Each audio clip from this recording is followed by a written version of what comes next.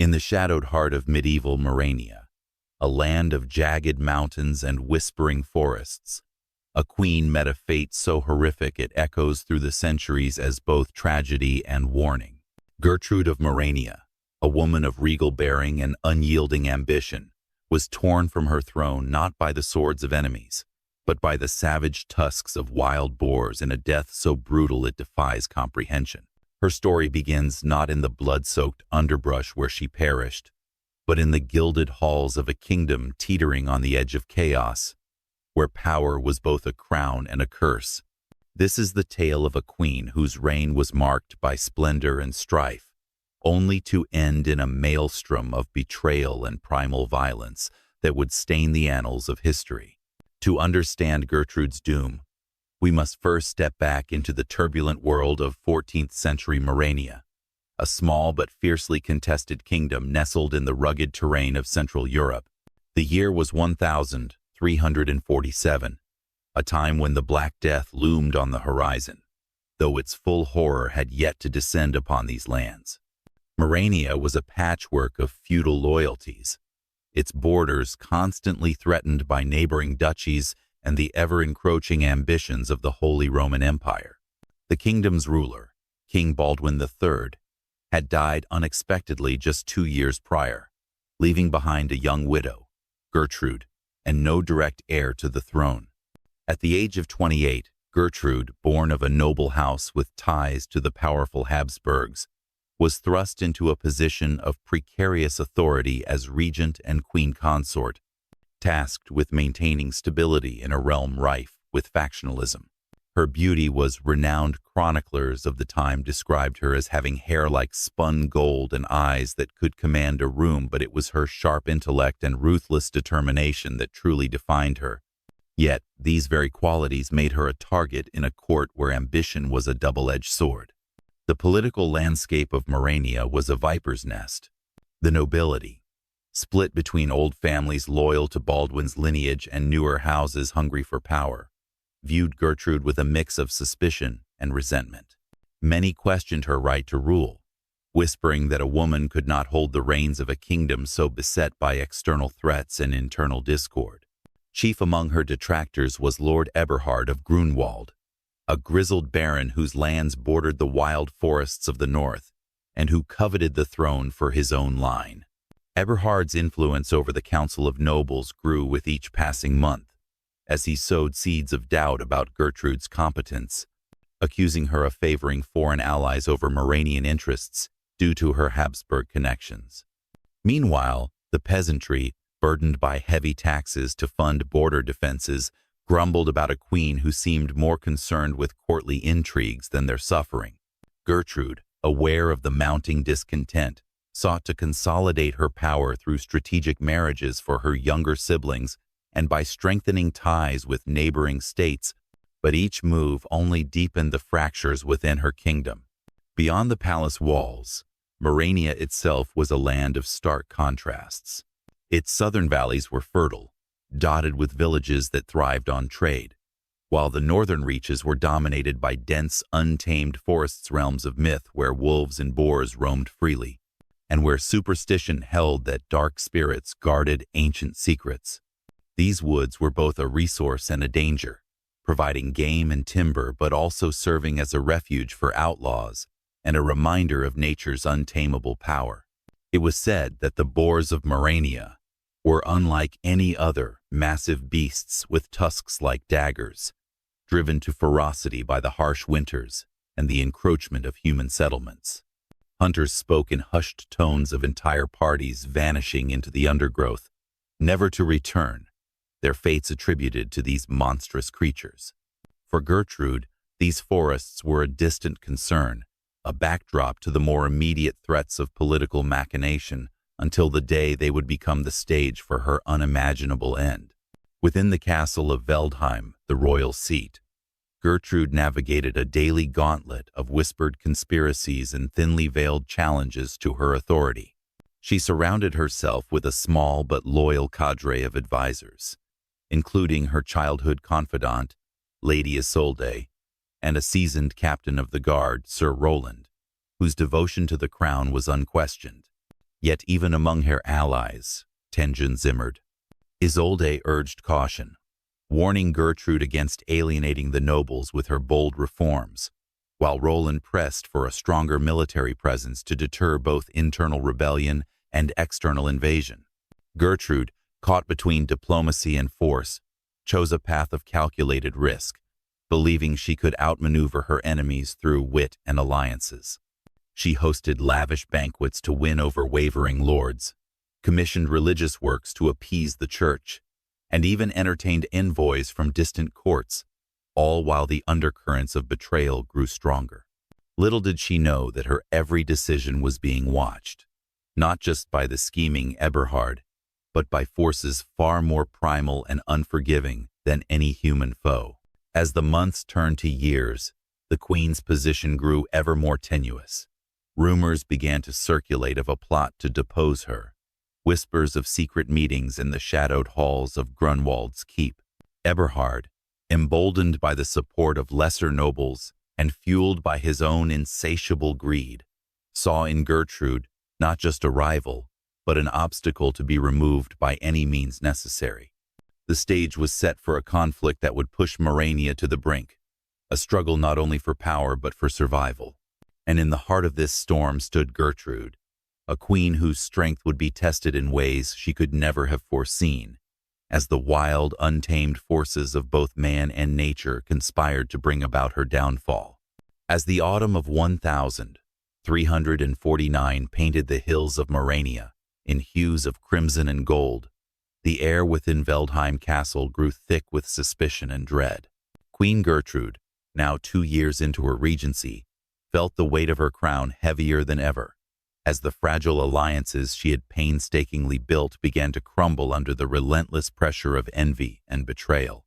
Her court, once a place of cautious unity, had become a battlefield of whispered accusations and veiled threats, with Lord Eberhard of Grunwald emerging as the most dangerous adversary she had ever faced. His influence over the noble council had grown like a creeping vine, strangling any hope of consensus, and his words dripping with false deference cut deeper than any blade. Eberhard openly questioned Gertrude's every decree, from her trade agreements with neighboring duchies to her insistence on fortifying the southern borders, framing her as a puppet of foreign powers, rather than a true Moranian ruler. His rhetoric found fertile ground among the lesser lords, who saw in his defiance a chance to elevate their own standing, and soon murmurs of dissent echoed through the stone corridors of Veldheim. Gertrude, however, was no stranger to opposition, and her response was as calculated as it was bold. She doubled down on her efforts to secure loyalty, dispatching emissaries to the courts of her Habsburg relatives with pleas for support, both in gold and in soldiers. She knew that a show of strength was necessary to silence her critics, and so she ordered Sir Roland to increase patrols along the kingdom's edges, a move that drained the royal coffers but projected an image of unyielding resolve. Within the castle, she hosted grand tournaments and feasts, not out of frivolity, but as a means to gauge the loyalties of her vassals, watching their faces for signs of treachery as they raised goblets in her honor.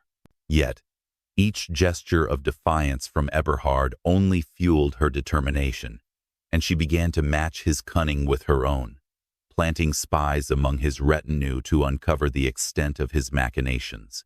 Lady Isolde, her closest confidant, warned her of the risks, urging her to seek compromise rather than confrontation. But Gertrude's pretty end, her belief in her rightful place as queen, drove her to press forward, unaware of the storm she was stoking. The tension reached a boiling point during the annual Harvest Council, a gathering of Morania's most powerful nobles to discuss the kingdom's affairs. Held in the Great Hall of Veldheim, under the flickering light of 100 torches, the meeting was meant to be a display of unity, but it quickly descended into chaos. Eberhard, clad in furs that spoke of his northern dominion, stood before the assembly and accused Gertrude of mismanaging the treasury, claiming that her lavish expenditures and foreign alliances had left Morania vulnerable to both invasion and famine. His voice, gravelly and commanding, carried the weight of years spent on battlefields, and his words struck a chord with those already disillusioned by the queen's rule. He pointed to the recent poor harvests in the northern territory's own lands, conveniently as evidence of divine displeasure with a woman on the throne, a sentiment that drew nods from several barons and even a few clergy present. Gertrude, seated on her ornate throne at the head of the hall, felt the heat of their gazes like a physical blow, but she rose with a composure that belied her racing heart, her golden hair catching the torchlight as she addressed the council with a voice both steady and sharp. Her rebuttal was a masterpiece of rhetoric, a blend of defiance and diplomacy that reminded all present of her lineage and her resolve.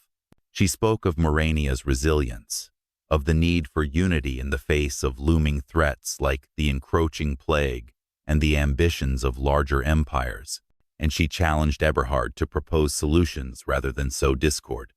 She even offered to send royal inspectors to assess the northern harvests, a move that seemed conciliatory but was, in truth, a way to expose any mismanagement on his part.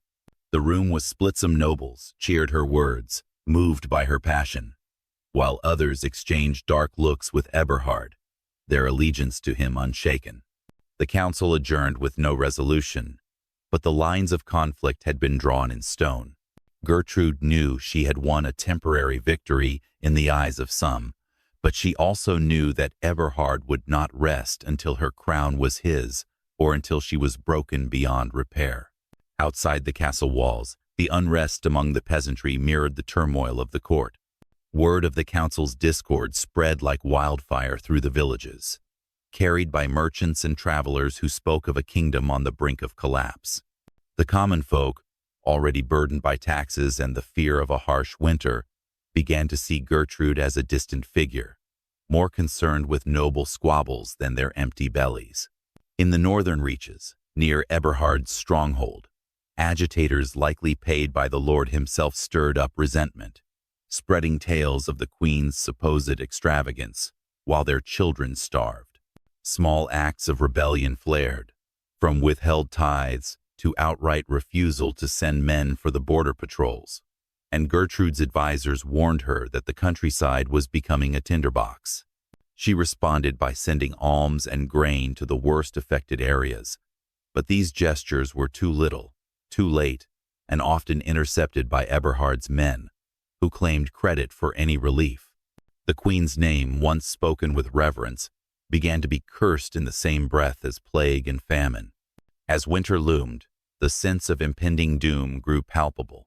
Gertrude received reports of strange gatherings in the northern forests, whispered to be meetings of Eberhard's allies plotting her downfall.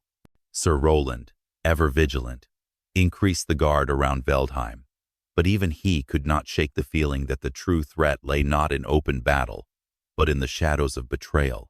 Gertrude, sleepless in her chambers, pored over letters and maps, seeking a way to outmaneuver her enemy before he could strike.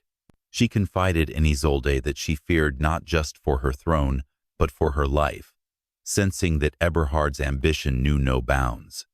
And in the dark, untamed woods beyond the castle's reach, the beasts of Morania roamed, their grunts and snarls a distant echo of the savagery that awaited a savagery that would soon collide with the queen's fate in a way no one could predict. As the bitter winter of 1349 gripped Morania in an icy fist, the once vibrant halls of Veldheim Castle grew cold and silent, mirroring the chill that had settled into Queen Gertrude's heart. The victories she had claimed at the Harvest Council now seemed hollow, as the fractures within her kingdom widened into chasms she could no longer bridge. Lord Eberhard of Grunwald, emboldened by the growing dissent among the nobles and peasantry, tightened his grip on the northern territories, turning his stronghold into a fortress of opposition. His influence seeped into Veldheim itself, carried by spies and turncoats who whispered of the queen's impending downfall. Gertrude, once a beacon of unyielding strength, found herself increasingly isolated, her allies dwindling as fear and opportunism drove even her most trusted supporters to question their loyalty. The castle, her sanctuary, began to feel like a gilded cage, its stone walls closing in with every passing day as the weight of betrayal and desperation bore down upon her. The first blow came in the form of defections among her court. Several lesser lords, swayed by Eberhard's promises of land and titles, publicly withdrew their support for Gertrude, citing her inability to maintain order as their justification. Their departures were not mere political maneuvers. They were personal stabs, each one eroding the foundation of her authority.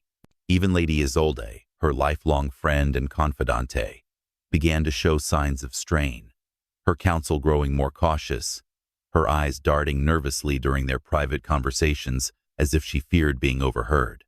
Gertrude noticed the change, and though she did not confront Isolde directly, the seed of doubt was planted. Could even her closest ally be wavering under the pressure of Eberhard's growing power? Sir Roland, ever loyal, remained at her side, but his reports of unrest among the guards and the difficulty in recruiting new soldiers painted a grim picture. The Queen's once formidable retinue was shrinking, and with it, her ability to project strength. Beyond the castle, the situation deteriorated further. Reports flooded in of open rebellion in the northern villages, where Eberhard's men had begun to act as de facto rulers, collecting taxes and dispensing justice in his name rather than hers. Peasants, driven to desperation by hunger and the brutal winter, hailed him as a savior, believing his lies that Gertrude hoarded wealth while they starved. The Queen's attempts to send aid were thwarted at every turn. Caravans of grain were ambushed, their contents redistributed by Eberhard's forces as if they were his own largesse. Each failure was a public humiliation, a reminder to all of Morania that Gertrude's grip on power was slipping through her fingers like sand. She ordered Sir Roland to lead punitive expeditions to reclaim control, but these missions returned with heavy losses, the soldiers demoralized by the hostility of the very people they were meant to protect.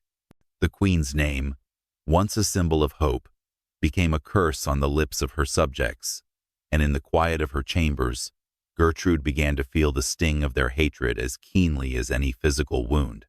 The psychological toll of her decline was relentless. Night after night, Gertrude lay awake, haunted by the specter of failure and the gnawing fear that her enemies were closing in. Her once sharp mind, a weapon she had wielded with precision, now turned against her, replaying every decision, every misstep, in an endless loop of self-doubt. She saw threats in every shadow, heard whispers of conspiracy in every conversation, and even the clatter of a servant's tray outside her door made her startle, her hand reaching instinctively for the dagger she now kept beneath her pillow.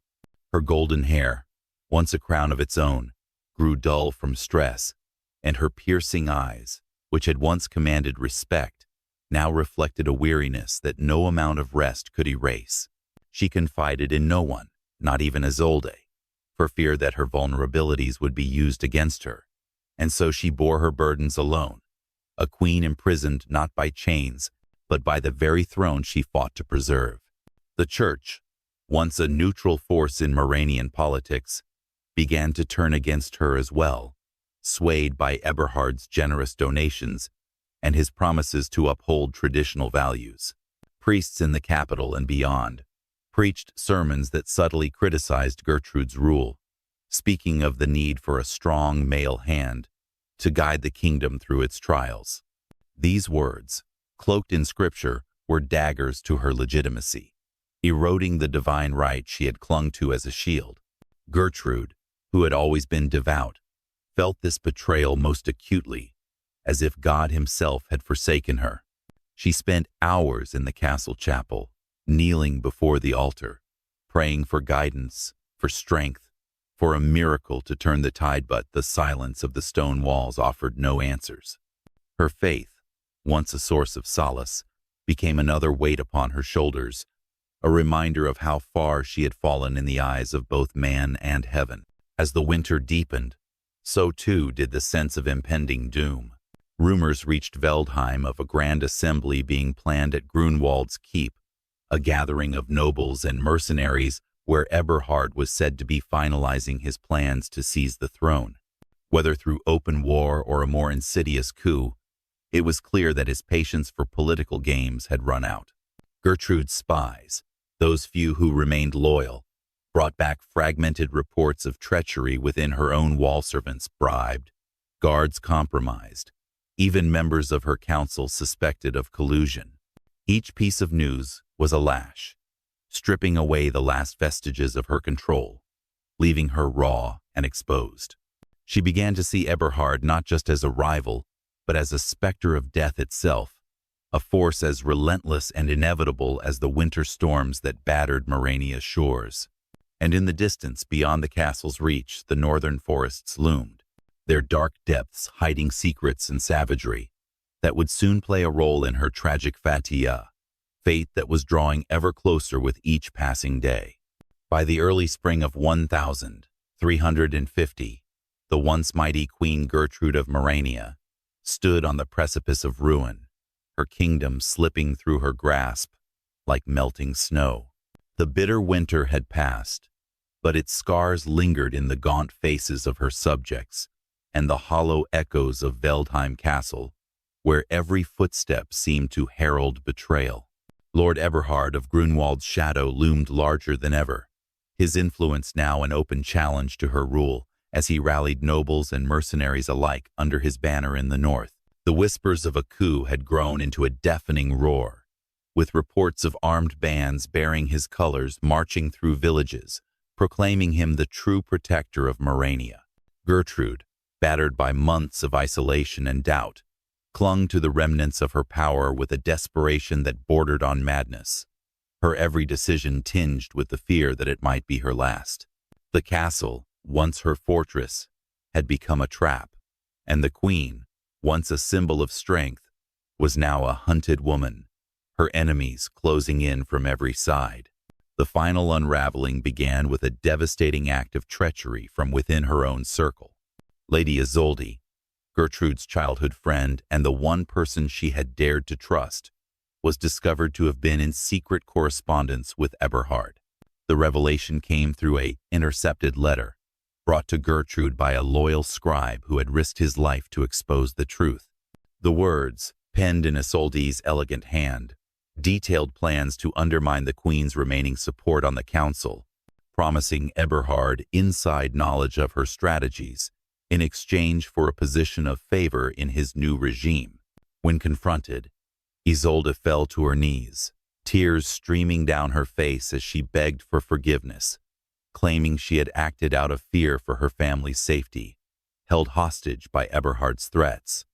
But Gertrude, her heart hardened by months of betrayal, could see only the knife of disloyalty in her friend's trembling hands. She ordered Isolde confined to her chambers under guard, her voice cold as she pronounced the sentence. But inside, the pain of this loss cut deeper than any political defeat. The one person she had believed in had turned against her, leaving her utterly alone in a den of wolves. With Isolde's betrayal, the last threads of Gertrude's inner circle frayed beyond repair. Sir Roland, though still loyal, could not stem the tide of desertion among the guards, many of whom slipped away in the night, lured by Eberhard's promises of gold, or simply unwilling to die for a lost cause.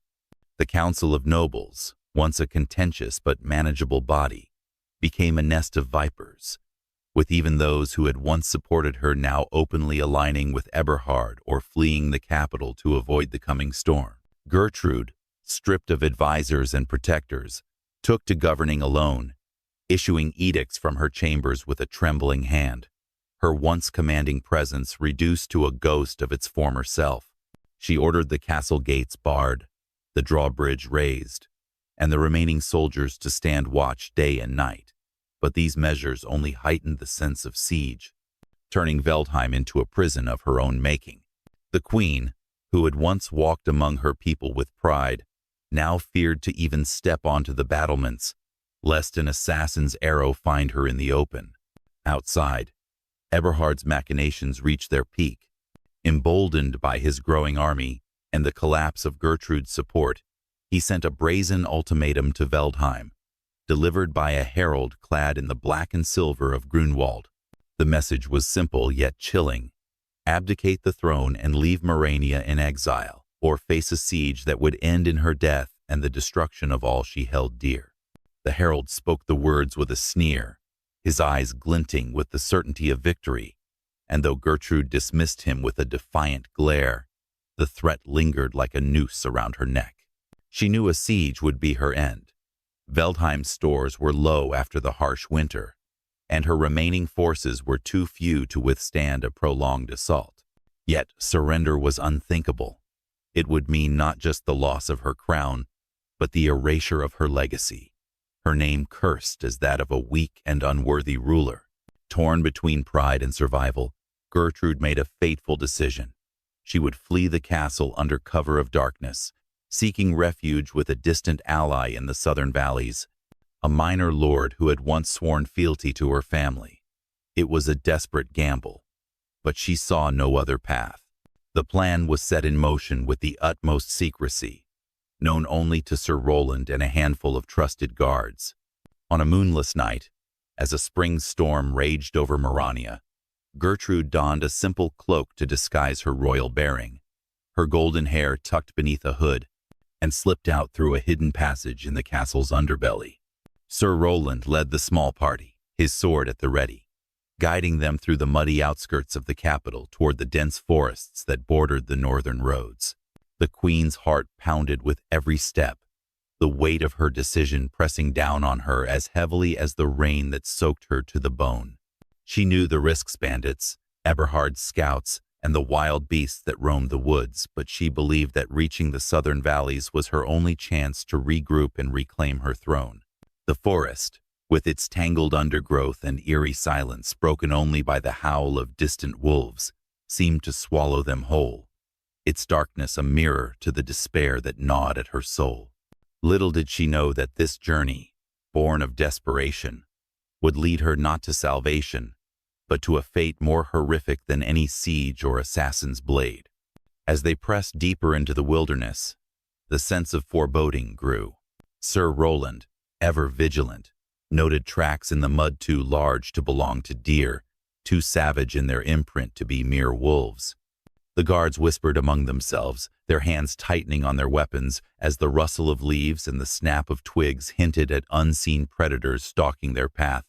Gertrude, though exhausted and haunted by the betrayals that had driven her to this point, pushed forward, her resolve fueled by the faint hope of survival.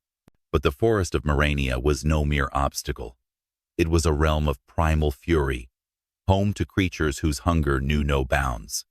And as the night deepened, the queen and her dwindling band of protectors drew ever closer to an encounter that would seal her place in history not as a ruler, but as a tragic figure whose end would be spoken of in hushed, horrified tones for centuries to come.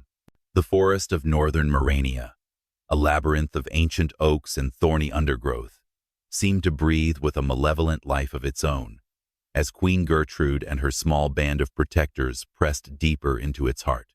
The spring storm had passed, leaving behind a suffocating stillness, broken only by the squelch of mud underfoot and the ragged breathing of the exhausted party. It was well past midnight, the darkness so thick that even Sir Roland's torch seemed a feeble flicker against the oppressive gloom. Gertrude, her cloak sodden and her body aching from hours of flight, felt the weight of her crown in every step. Though she wore it no longer, only the memory of her lost kingdom drove her onward, toward a salvation that seemed ever more elusive. The guards, their numbers dwindled to just 4 alongside Roland, gripped their swords with white-knuckled fear, their eyes darting to every shadow, every rustle, as if the forest itself conspired against them. They had evaded Eberhard's scouts, or so they believed, but a far older and more savage enemy awaited them in the wilds, one that knew no mercy or reason. The first sign of danger came with a low, guttural grunt, a sound so primal it froze the blood in their veins. Sir Roland halted the group with a sharp gesture, his torch casting jittery light across the gnarled trees as he strained to pinpoint the source. The guards formed a tight circle around Gertrude, their breaths shallow, their blades trembling in the damp air. Then, from the underbrush, a pair of glowing eyes emerged, followed by another, and another beasts of monstrous size, their bristled hides matted with mud, their tusks gleaming like daggers in the flickering light. Wild boars, the terror of Morania's forests, had found them, drawn by the scent of fear and the promise of prey. These were no ordinary creatures. Chroniclers of the time would later speak of their unnatural ferocity, as if the very spirit of the wilderness had forged them into instruments of destruction. Gertrude, her heart pounding against her ribs, whispered a prayer under her breath, but the forest offered no divine intervention, only the raw, unrelenting force of nature. The attack came with a suddenness that shattered the night. The largest boar, a behemoth of muscle and rage, charged from the shadows, its tusks lowered like battering rams, slamming into the nearest guard with a sickening crunch of bone and armor. The man's scream was cut short as he was flung aside, his body broken before it hit the ground, while the other boars surged forward in a cacophony of snarls and squeals. Sir Roland roared a command to hold formation, swinging his sword in a desperate arc that caught one beast across the flank. But the creature barely faltered, its bloodlust undimmed as it turned on him with savage intent. The remaining guards fought with the ferocity of cornered men, their blades slashing at the onslaught, but they were no match for the sheer power of the pack. One by one they fell, their cries echoing through the trees as tusks tore through flesh and sinew, leaving the muddy earth slick with blood. Gertrude, frozen in the center of the carnage, watched in horror as her protectors were slaughtered, the reality of her doom crashing over her like a tidal wave. With the guards dispatched, the boars turned their attention to the queen, their eyes glinting with a hunger that transcended mere instinct. Sir Roland, bloodied but unbowed, placed himself between Gertrude and the nearest beast, his sword raised in a final act of defiance. "Run, my queen," he bellowed, his voice raw with desperation, as he drove his blade into the boar's shoulder, buying her a fleeting moment. Gertrude, her legs trembling beneath her, stumbled backward, her cloak catching on thorns as she turned to flee, but the forest offered no escape. The undergrowth snagged at her every step, roots rising like skeletal hands to trip her, while behind her, Roland's grunts of exertion turned to a guttural scream as the boar overpowered him, its tusks rending through his armor as if it were parchment. The last of her defenders was gone, and now, alone in the heart of the wilderness, Gertrude faced the full wrath of Morania's untamed fury. She ran, her breath coming in ragged sobs, her mind a whirlwind of terror and disbelief. How had it come to this a queen, heir to a noble line, reduced to prey in the wilds of her own kingdom? Branches clawed at her face, drawing blood that mingled with the rain and mud, but she pressed on, driven by a primal urge to survive. Yet the boars were relentless, their heavy footfalls and guttural snorts closing in with horrifying speed. She stumbled into a small clearing, her strength failing, and turned to face her pursuers, her back against a gnarled oak as if it could shield her from fate. The largest boar emerged first, its massive form a nightmare made flesh, its tusks stained with the blood of her guards. Others flanked it, their numbers a blur in her tear-streaked vision, and in that moment, Gertrude knew there would be no mercy, no miracle to save her. The end was as brutal as it was swift. The lead boar charged, its tusks driving into her with a force that lifted her from the ground, a scream of agony tearing from her lips as pain beyond comprehension consumed her. The impact shattered bone and tore flesh, her royal blood spilling onto the forest floor in a crimson flood. The other beasts joined in, their savagery a frenzied dance of destruction, rending and tearing until the Queen of Morania was no more than a broken remnant of the woman she had been. Her cries, if any lingered, were swallowed by the indifferent night, the forest reclaiming its silence as the boars feasted on their prize. Gertrude, who had fought so fiercely for her throne, met her end not at the hands of a rival's blade, but in the jaws of nature's unyielding wrath, a death so horrific that it would haunt the annals of history, a cautionary tale of power's fragility in the face of the wild. In the days following Queen Gertrude's horrific demise in the spring of 1350, the forest of northern Morania held its grim secret close, the blood-soaked clearing where she perished, swallowed by the undergrowth, as if nature itself sought to erase the tragedy. It was weeks before the remnants of her party, or rather, the lack thereof, raised alarm in the southern valleys where she had hoped to find refuge. Sir Roland's absence, along with the guards who had accompanied her, sparked frantic searches by the few remaining loyalists. But the forest yielded only fragments of evidence, a torn scrap of Gertrude's cloak, stained with blood, and the shattered remnants of a sword bearing Roland's crest. Whispers of wild beasts spread among the searchers, fueled by the terrified accounts of hunters who spoke of monstrous boars haunting the woods, their tusks still red with the queen's blood. The truth, pieced together from these grim relics, was almost too horrific to accept. A queen, fleeing for her life, had been hunted and devoured by the very wilderness that bordered her kingdom, a fate so brutal it seemed a dark fable rather than reality. Back in Veldheim Castle, the news of Gertrude's death, or rather, the assumption of it, as no body was ever recovered, sent shockwaves through a kingdom already teetering on the edge of collapse. Lord Eberhard of Grunwald, who had orchestrated the political machinations that drove Gertrude to her desperate flight, wasted no time in seizing the power he had long coveted. With no heir to contest him, and the nobility either cowed or complicit, he declared himself regent of Morania, claiming it was his duty to restore order in the wake of the queen's tragic end. His coronation, held mere months after her disappearance, was a somber affair, marked by whispers of guilt among even his staunchest supporters. Many believed he bore indirect responsibility for her death, having forced her into the wilderness with his relentless pursuit of the throne. Yet Eberhard's rule was iron-fisted, and dissent was quickly silenced. He rewrote the narrative, portraying Gertrude as a weak ruler whose folly led to her own destruction, while positioning himself as the savior of a fractured land. Under his reign, Morania became a harsher, more militarized kingdom, its people burdened by taxes to fund his ambitions, their memories of Gertrude fading into a mix of pity and scorn. The fate of those closest to Gertrude painted a bleak picture of the aftermath. Lady Isolde, still confined in Veldheim at the time of the queen's flight, was released by Eberhard, but her betrayal had shattered her spirit.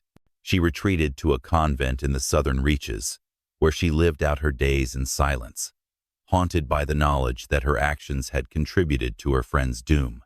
Sir Roland, whose body was never found, was mourned as a hero by the few who still honored Gertrude's memory, though his sacrifice in the forest was known only through speculation.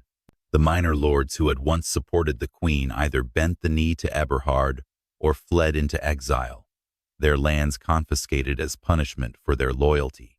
The peasantry, who had cursed Gertrude in her final months, now spoke of her with a strange mix of regret and superstition, weaving tales of a queen whose spirit lingered in the northern woods, a ghostly protector, a vengertide to the beasts that had claimed her life. These stories, passed down through generations, turned her death into a legend, a cautionary tale of pride and the untamed forces that lurk beyond human control. Historically, Gertrude's reign and tragic end were deliberately downplayed in the chronicles of Morania, largely due to Eberhard's influence over the scribes and clergy who recorded the kingdom's past. Official accounts painted her as a footnote, a failed regent whose incompetence paved the way for a stronger ruler, while the gruesome details of her death were omitted or reduced to vague references of a misadventure in the wilds. Yet, among the common folk and in the oral traditions of the northern villages, her story endured with vivid, often exaggerated detail. Ballads emerged, sung in hushed tones by firelight, recounting the queen who faced the Boars with a courage that outshone her crown, her blood a sacrifice to the ancient spirits of the forest. Some even claimed that the Boars of Morania grew fiercer after her death, as if infused with her unyielding spirit, a myth that kept hunters wary of the woods for centuries. In this way, Gertrude's legacy was officially forgotten by the powerful yet indelibly etched into the cultural memory of the land she had fought to rule. Beyond Morania's borders, her story had a quieter but still significant impact. Neighboring duchies and the Habsburg relatives she had once courted for support mourned her loss as a political tragedy, a reminder of the fragility of small kingdoms in a world of larger empires. Her death became a cautionary tale in diplomatic circles, a warning against the dangers of internal division and the hubris of ruling without compromise. Some chroniclers outside Morania, free from Eberhard's censorship, recorded her fate with more sympathy, noting her intelligence and determination, and lamenting the cruel irony that a woman of such potential met an end so far removed from the battlefield or the court. Over time, as the Black Death swept through Europe and Morania itself faded into obscurity under Eberhard's successors, Gertrude's name became a whisper in the broader tapestry of medieval history, known only to those who sought out the darker, more obscure tales of the era. As we reflect on Gertrude of Morania's life and death, we are left with a lingering question. What does her story teach us about the nature of power and the forces human and wild that can tear it asunder? Her reign, marked by ambition and betrayal, ended not with the clash of swords or the intrigue of a poisoned chalice, but in the primal jaws of nature, a reminder that even the mightiest can fall to forces beyond their control. Her tragedy is not just in her gruesome end, but in the solitude of her final moments, a queen stripped of everything but her resolve, facing a fate no crown could shield her from. If her tale resonates with you, share your thoughts. Do you see Gertrude's legacy as a victim of betrayal, a martyr to her own pride, or something else entirely? Let's keep this conversation alive, exploring the echoes of a queen whose story, though buried by time, refuses to be forgotten.